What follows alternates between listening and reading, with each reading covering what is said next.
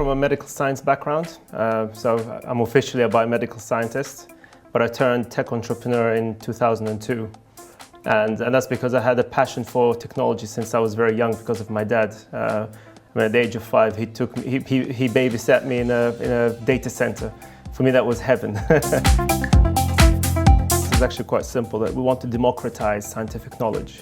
At the moment, as a scientist, if you want to find any information that is relevant to your work, or any papers or anything, or research data that could help you innovate more, it could take you months to find the right information. And I always believe that in the era of the internet, the digital information, you should be able to find this information very quickly.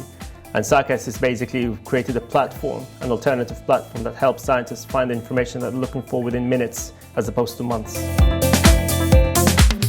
I like to compare it to a strange scenario, that if you decide to, say for example, want to shop for Christmas, buy presents for your friends and family, what have you.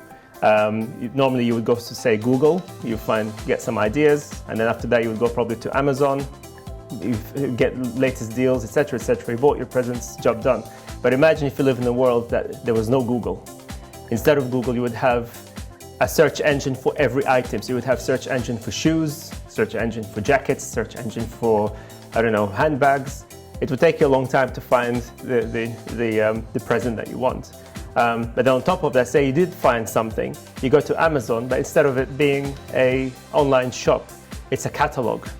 And they would send you a catalog of their entire product range, like millions of products that they have. And it's up to you to go flick through all of that, find the product that you want and the deal that you want, then you call them and get the information that you need. This is pretty much how scientific information works. It's really, really tedious. It's very expensive. It's a sector that's been around for 300 years plus and hasn't changed much. So really, we want to change it. I wanted to be an entrepreneur. I always had that in me. And obviously at the time, I was a junior scientist. I decided to quit. I was still a fairly recent graduate, so basically I didn't have any money. But I needed some capital for me to be able to set up my first business. And I talked to Sir Thomas White, and pretty much they're the ones who gave me the first step towards, I would say, not just towards setting up my first business, but I would attribute my entire business career of 12 years to Sir Thomas White, because they're the ones who gave me that first step. No one else was interested at the time, and that's why I feel quite, well, I owe them something, but I paid them back. You've got to do your homework. You need to know the market really, really well, and I knew that quite well at the time because, my father is an entrepreneur himself, so he kind of gave me some tips, and really the key.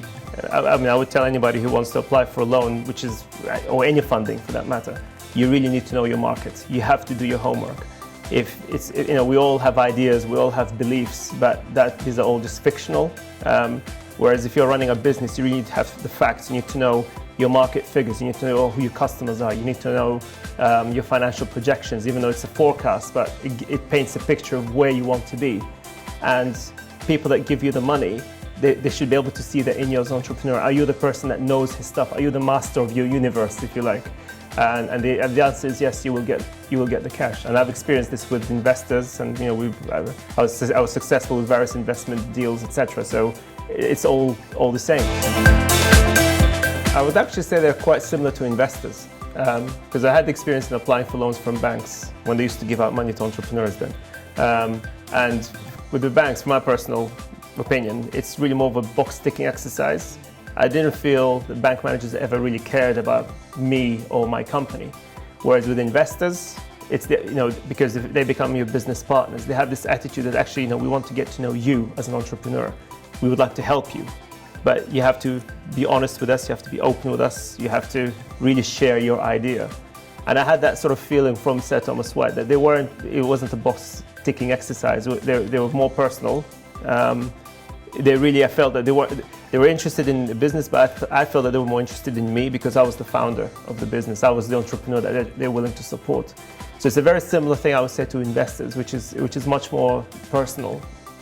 As an entrepreneur or as whatever, to have an organization that is willing to help you, I think that's really, really important. And I'm not aware of any other organization around the country that does that. And I think that's really, really phenomenal.